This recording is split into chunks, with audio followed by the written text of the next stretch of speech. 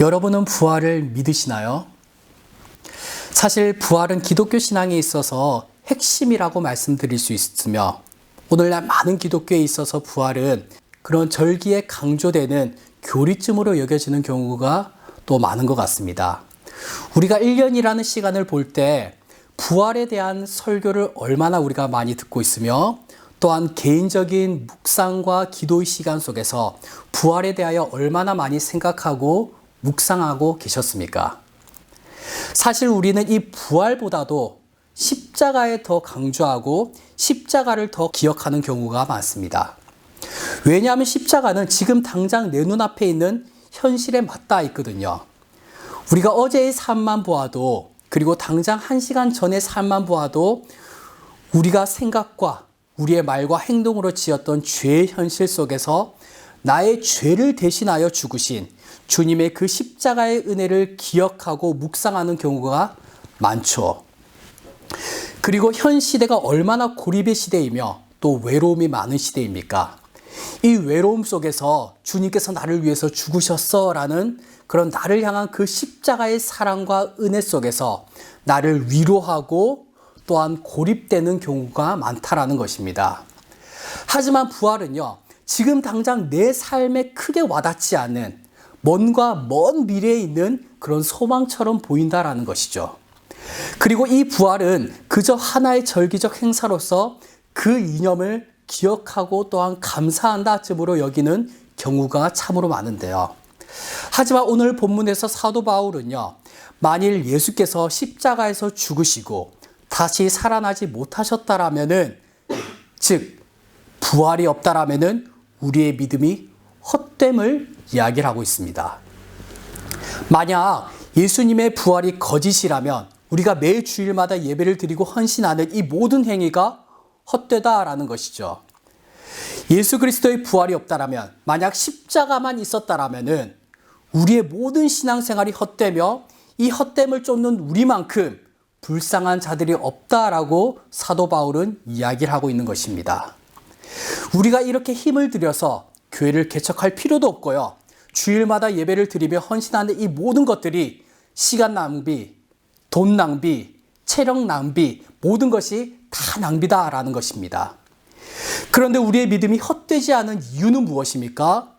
예수님께서 죽으셨지만은 사흘 만에 다시 부활하셨고 그 모든 것들이 사실이며 또한 진리이기 때문인 줄로 믿습니다. 할렐루야.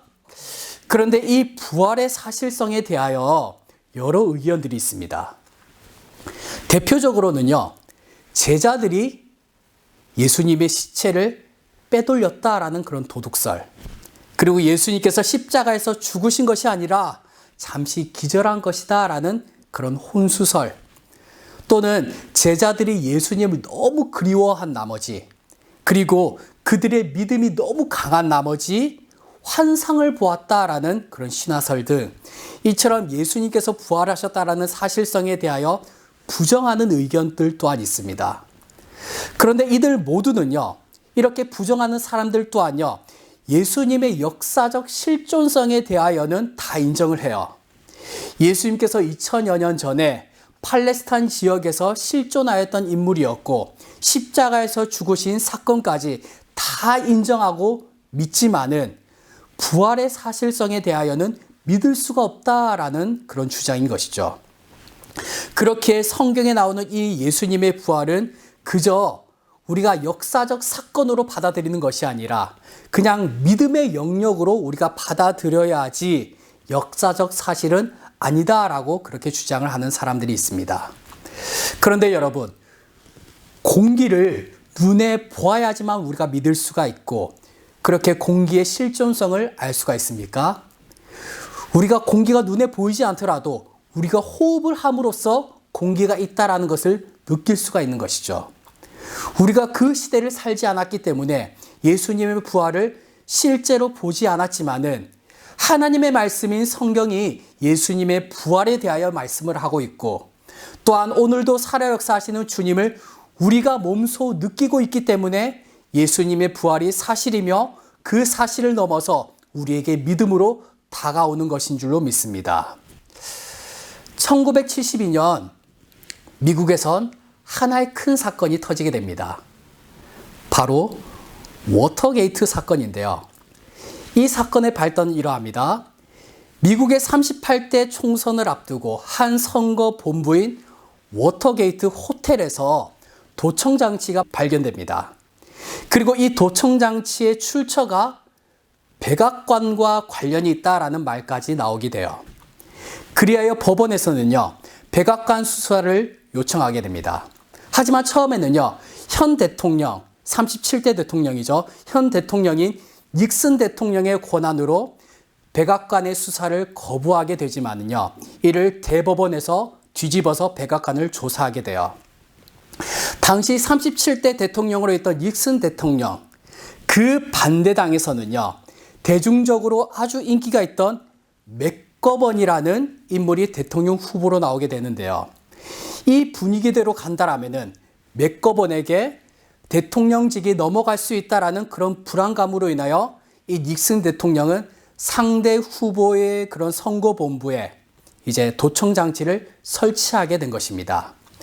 그렇게 대법원에서 백악관을 수사하기로 하자 이 백악관의 보좌관 6명은 서로 입을 맞추게 됩니다. 즉, 거짓말을 꾸며냈다는 것이죠. 그런데 여러분, 백악관의 보좌관들, 미국의 백악관의 보좌관들, 얼마나 똑똑한 사람들이겠습니까? 똑똑하기로 날고 긴다라는 그 6명이 서로 입을 맞추고, 이 정도라면은 우리가 절대 걸릴 리가 없다라고 생각이 들 정도로 그들은 아주 철저히 준비를 합니다. 그런데 백악관에서 도청을 했다라는 그런 흔적들이요, 하나 둘씩 발견이 되면서 결국 닉슨 대통령은 대통령직에서 물러나게 돼요. 이 사건이 바로 워터게이트 사건입니다. 당시 백악관의 참모이자 그리고 닉슨 대통령의 법률 보좌관으로 있었던, 그리고 이 워터게이트 사건의 가장 중심에 있었던 인물이 바로 찰스 콜슨이라는 인물인데요.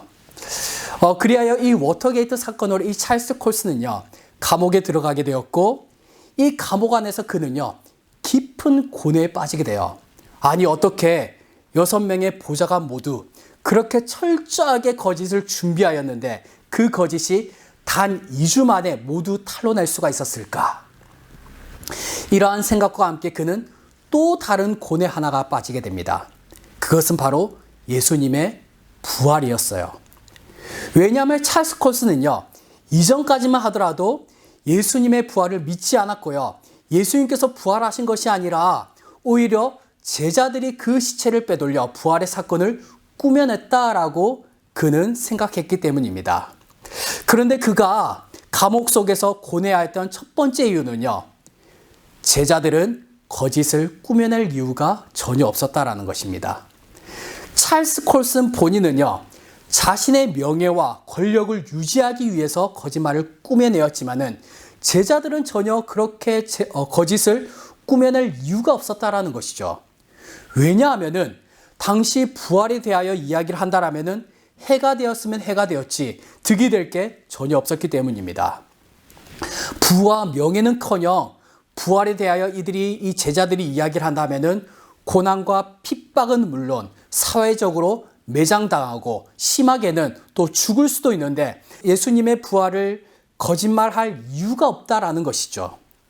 그리고 그가 고뇌하였던 두 번째 이유는요, 거짓은 결국 드러난다라는 것입니다. 고린도전서 15장 6절을 보면요, 예수님의 부활하심을 일시에 목격한 형제들의 수가 500여 명이 된다라고 이야기를 합니다. 그런데 만약 예수님의 부활이 지어낸 이야기라면은 500명 이상의 사람들이 서로 입을 맞추고 한치의 오차도 없이 거짓을 꾸며내야 돼요. 이와 반대로 백악관의 참모들은 어떠한 사람들입니까? 미국에서, 아니 세계적으로 정말 똑똑한 사람들입니다. 그렇게 똑똑하더라고 자부하는 그 참모들의 거짓은요, 단 2주 만에 모든 것이 다 탄로났습니다. 그런데 예수님의 부활이 거짓이라면은 2000년이라는 그 긴 시간 속에서 거짓에 대한 증거들이 나와야 되는데 전혀 그렇지 않았다라는 것이죠. 이를 통하여 이 찰스 콜슨은요, 부활에 대하여 믿게 되었고 또한 회심하게 됐는데요. 그는 출소 후에 많은 신앙의 서적들 그리고 책들을 썼으며 하나님을 간증하는 사람으로 살다가 2012년에 하나님의 품으로 돌아가게 됩니다. 사랑하는 여러분, 예수님의 부활은 사실이며 또한 진리인 줄로 믿습니다. 할렐루야. 부활이 아무리 우리가 거짓말처럼 여겨진다 할지라도 예수님께서는 부활하셨어요. 전 캔터베리 대주교였던 마이클 램은요, 예수님의 부활에 대하여 이렇게 말합니다. 부활이 없는 복음, 부활이 없는 성경, 부활이 없는 이 복음은 그저 복음의 마지막이 없는 것이 아니라 복음의 전부가 없는 것과 같다. 그리고 조지 캐리라는 신학자는요, 사실상 부활이 없다라면은 기독교도 없고요, 교회도 없고 천국의 소망 또한 없을 것이다 라고 이야기를 합니다. 그만큼 부활은요, 기독교에 있어서 그리고 우리의 신앙에 있어서 믿음으로 살아가는 우리에게 있어서 가장 핵심적인 신앙이자 소망의 실상이다라는 것입니다. 그렇다면 오늘 우리 살아가는 우리가 가져야 할 부활 신앙은 과연 무엇일까? 오늘을 살아가는 우리가 가져야 할 부활 신앙이란 무엇일까를 우리 한번 살펴보도록 하겠습니다. 첫 번째는요, 하나님의 은혜를 기억하는 삶입니다. 우리가 근본적으로 믿는 부활은요, 예수님의 부활을 믿습니다. 맞습니까? 예수님의 부활을 믿죠, 근본적으로는. 그런데 이 부활에 대한 성경의 헬라 원어를 살펴보면요, 부활을요, 능동태로 사용한 것이 아니라 수동태로 사용했다라는 것입니다. 예수님의 부활을. 즉, 예수님께서 예수님 스스로 부활을 하신 것이 아니라 다른 누군가로부터 부활되어졌다라는 것입니다. 예수님께서. 오늘 본문 15절은 이렇게 말씀을 합니다. 또 우리가 하나님의 거짓 증언으로 발견되리니 우리가 하나님이 그리스도를 다시 살리셨다고 증언하셨음이니라. 만일 죽은 자가 다시 살아나는 일이 없으면 하나님이 그리스도를 다시 살리지 아니하셨으리라. 누가 그리스도를 살리셨다라고요? 하나님께서. 즉 부활은 하나님의 역사이며 하나님의 전적인 은혜라는 것입니다. 사랑하는 여러분, 우리는 하나님의 전적인 은혜를 받은 자들인 줄로 믿습니다. 할렐루야. 부활이라는 말은요, 아기가 처음 태어났을 때 부활하였다라는 말을 사용하지가 않죠. 반드시 이 부활이라는 단어를 사용할 때는요, 죽음이라는 전제가 꼭 필요합니다. 죽음이라는 전제 속에서 부활은 존재하게 돼요. 모든 신학자들을 비롯하여 역사학자들 또한요, 예수님의 역사적 실존성에 대하여는 모두가 동의를 합니다. 2000여 년 전에 팔레스타인 지역에서 살았던 인물, 그리고 십자가에서 처형되어 죽었다라는 그 사실을 모두가 인정하는 바예요. 그런데 여러분, 우리는요, 십자가에서 죽으신 예수님을 믿는 믿음을 넘어서 지금도 살아 역사하시는 그 예수님을 믿는 믿음인 줄로 믿습니다. 할렐루야. 그렇다라는 것은, 즉 예수님께서 십자가에서 죽으신 것만 우리가 믿는 것이 아니라 그 너머에 십자가의 죽으심으로 끝난 것이 아니라 부활하심으로 지금도 우리의 삶 속에서 동행하시고 살아 역사하시는 하나님을 우리가 믿는다라는 것입니다. 그렇게 하나님의 은혜를 기억하는 삶을 다르게 말씀드리면요, 지금도 살아 역사하시는 그 주님, 그 주님과 동행하는 삶이라고 말씀을 드릴 수가 있을 것입니다. 사랑하는 여러분, 우리는 부활하신 예수님을 믿습니까? 다르게 우리는 그 부활하신 주님께서 지금도 우리와 살아 역사하셔서 우리와 동행하신 그 주님을 우리가 믿고 계십니까? 그렇다면 십자가에서 죽으신 그 예수님을 다시 살리신 우리가 하나님의 은혜를 기억하며 지금도 살아 역사하셔서 우리와 동행하시는 그 주님의 은혜를 기억하는 삶을 살아야 할 것입니다. 그리고 이 주님과의 동행이라는 부활의 신앙 속에서 우리가 가지게 되는 가장 큰 능력은요, 바로 담대함일 것이에요. 두려움, 우리가 두려움으로 살아가는 것이 아니라 하나님께서 나와 함께 하시기 때문에 내가 두려움이 아니라 담대함으로 살아가는 것이죠. 여러분, 우리의 삶은요, 사실 두려움의 연속입니다.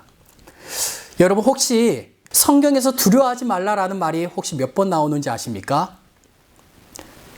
제가 다 세보진 않았지만은 365번이 나온다고 합니다. 마치 1년이 365일이듯 우리의 삶 자체가 두려움의 연속일지도 모릅니다. 그런데 이러한 두려움 속에서 우리에게 두려움이 아니라 담대함을 가질 수 있는 힘의 원천이 무엇입니까? 바로 두려워하지 말라, 놀라지 말라, 내가 너와 함께함이라. 즉, 하나님께서 우리와 함께 하시기 때문에 우리가 두려워하지 아니하고 또한 담대할 수 있다라는 것입니다. 그런데 여러분, 인간이 가지는 가장 극강의 그런 두려움이 무엇입니까? 극강의 가장 최상의 그런 두려움. 사람마다 다를 수가 있겠지만은 바로 죽음에 대한 두려움이지 않을까라고 생각이 듭니다. 우리가 가져야 할 부활신앙 두 번째는요, 바로 모든 죄와 사망으로부터 승리하신 예수님을 기억하는 삶입니다. 고린도전서 15장 말씀은 이렇게 말씀합니다. 이 썩을 것이 썩지 아니함을 입고 이 죽을 것이 죽지 아니함을 입을 때에는 사망을 삼키고 이기리라는 기록된 말씀이 이루어지리라. 사망아, 너의 승리가 어디 있느냐? 사망아, 내가 쏘는 것이 어디 있느냐? 사람은요, 누구나 죽습니다. 모두가 죽어요. 이 죽음의 한계를 넘는 사람은 아무도 없었고 앞으로도 없을 겁니다. 하지만 예수님께서는요, 그 죽음을 이기시고 부활하셨습니다. 할렐루야. 죽음은 이와 같이요, 내가 어떻게 할 수 없는 그런 한계와도 같은 것입니다. 하지만 우리 하나님은 인간이 가지고 있는 그 한계를 초월하신 분이시라는 거예요. 때론 우리 삶 가운데 내가 할 수 없는 그런 한계의 벽에 맞닥뜨리기도 하죠. 그리고 그 한계의 벽에 맞닥뜨렸을 때 우리는 어쩔 수 없는 그런 좌절감을 맛보기도 합니다. 하지만 그러할 때마다 그 모든 문제를 초월하신 그 하나님을 바라보는 은혜가 우리 삶 가운데 있기를 주님의 이름으로 축복합니다. 할렐루야.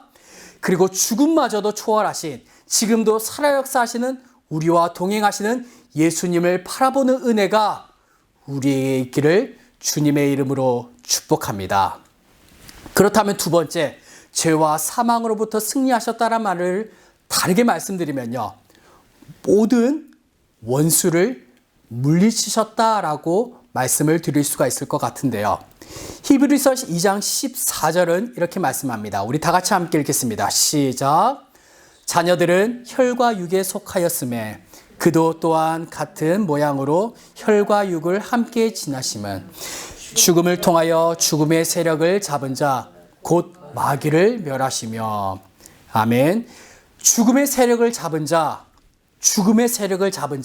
곧 마귀를 멸하셨다라는 것입니다.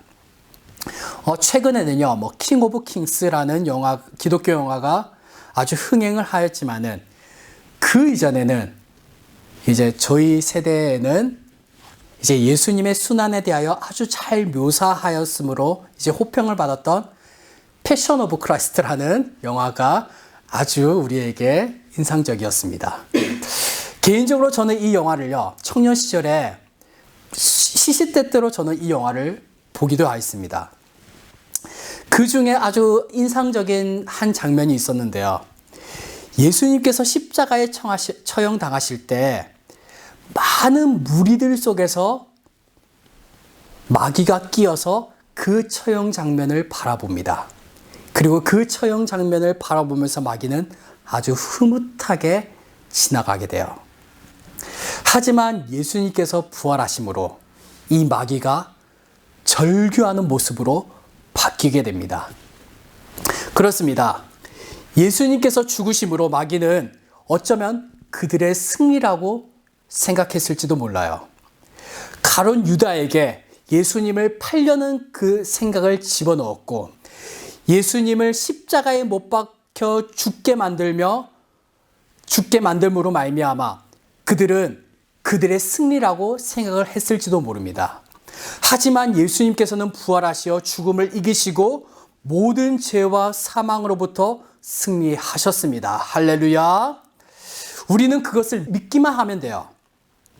우리 스스로는요, 결코 이 사단을 이길 수가 없습니다.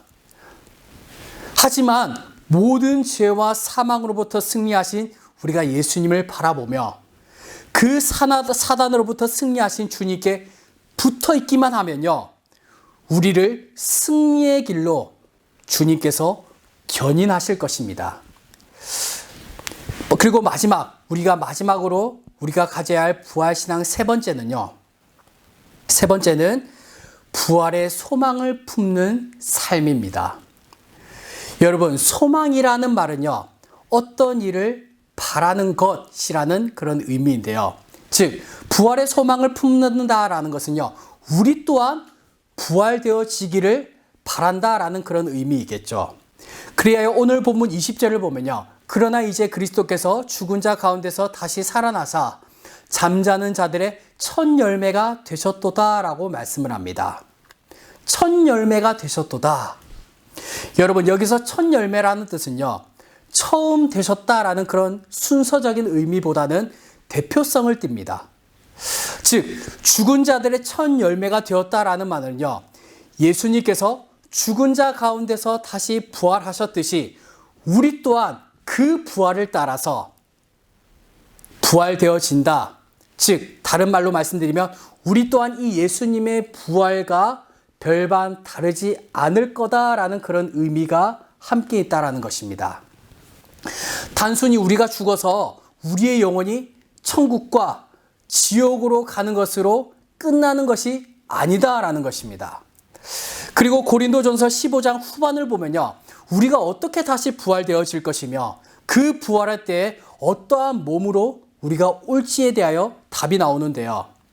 그 답은요, 하나님의 뜻대로 그에게 형체를 주실 것이다 라고 이야기를 합니다. 그에게 형체를 주실 것이다 라고 이야기를 하면서 또한 신령한 몸으로 다시 부활할 것이다 라고 우리에게 말씀을 해요.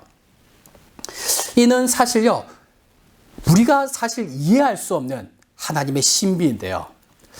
오늘 본문에서 예수님께서 죽은 자들의 첫 열매가 되셨다라는 의미를 보았을 때 우리의 부활 또한 예수님의 부활과 별반 다르지 않을 것이다 라는 것입니다. 우리가 예수님의 부활의 때를 우리가 한번 생각해 본다면요, 엠마오로 가던 두 제자에게 예수님께서 그의 모습을 나타내셨죠. 그리고 그가 그냥 단순히 영으로 나타난 것이 아니라 예수님 자신의 손과 발에 난 못자국을 보여주고 또한 그것을 만지게 하는 모습처럼요, 우리 또한요, 부활의 때 육신을 입게 되지만은 이전의 모습과 같지 아니한 신령한 모습으로 우리가 부활할 것이다 라는 것을 우리가 예측을 할 수가 있는 것입니다. 사랑하는 여러분, 이 부활의 소망을 품고 살아가는 우리 모두가 되시기를 주님의 이름으로 축복합니다. 할렐루야. 우리가 이 부활을 기억하고 살아야 돼요. 그렇다면 우리가 다시 한 번 더 여러분들에게 한번 질문 드려보겠습니다. 여러분은 이 예수님의 부활을 믿으십니까? 예수님의 부활은 실제이고 또한 진리입니다. 우리가 구약의 안식일인 토요일을 지켜서 예배를 드리는 것이 아니라 우리가 일요일을 주일로 지켜 예배를 드리는 이유는요, 십자가에서 죽으시고 부활의 첫 열매 되신 예수 그리스도의 부활에 감사함으로 하나님께 나아가는 성도로서의 부름받은 날이기 때문입니다. 그렇게 우리는 이 부활절에만 부활의 은혜를 기억하는 것이 아니라 매 주일마다 예수님의 부활을 기억하며 또 그 은혜에 감사함으로 우리가 예배를 드려야 하는 것이에요. 그리고 우리의 삶 속에서 또한 부활의 신앙을 소유해야 하는데요. 만약 우리의 신앙이 십자가에만 만약에 머물고 있었다라면은 우리가 생각하고 우리가 묵상하는 그 모든 영역들이 그냥 단순히 십자가 나를 위해서 죽으셨지 거기에만 머무르고 있었다라면은 우리가 하나님께서 우리에게 주신 그 신앙의 그런 깊이, 신앙의 넓이, 그 모든 것들을 우리가 다 누리지 못하고 있었을지도 모른다라는 것입니다. 우리가 스마트폰이 있다라면은 그 스마트폰을 시계만 본다라면 어떠시겠습니까? 전화도 하지도 않고 문자도 하지도 않고 여러 앱들이 있는데 그것을 다 누리지 못한다라면은 여러분 그 사람만큼 정말 미련한 사람이 어디 있겠습니까? 심지어 오늘 바울은요, 부활의 신앙이 없는 믿음은요, 헛되다라고 이야기를 하고 있습니다. 헛되다. 여러분, 우리의 신앙이요, 십자가에만 머무는 것이 아니라 그 십자가를 넘어서 부활에 이르는 신앙이 되시기를 주님의 이름으로 축복합니다. 우리가 그 신앙 첫 번째는요, 하나님의 은혜를 기억하는 삶입니다. 십자가에서 죽으신 예수님이 아니라 그 죽음을 이기신 지금도 살아 역사하시는 예수님과 동행하는 삶. 그리고 두 번째는 모든 죄와 사망으로부터 승리하신 예수님을 기억하는 삶이에요. 그렇기 때문에 우리가 두려움이 아니라 우리의 삶 가운데 담대함으로 나아가는 것이죠. 마지막 세 번째는 부활의 소망을 품는 것입니다. 우리 모두 이 부활의 은혜를 누림으로 더 깊고 더 넓은 풍성한 하나님의 은혜 속으로 들어가는 복된 신앙의 삶을 살아가는 우리 모두가 되시기를 주님의 이름으로 축복합니다. 할렐루야.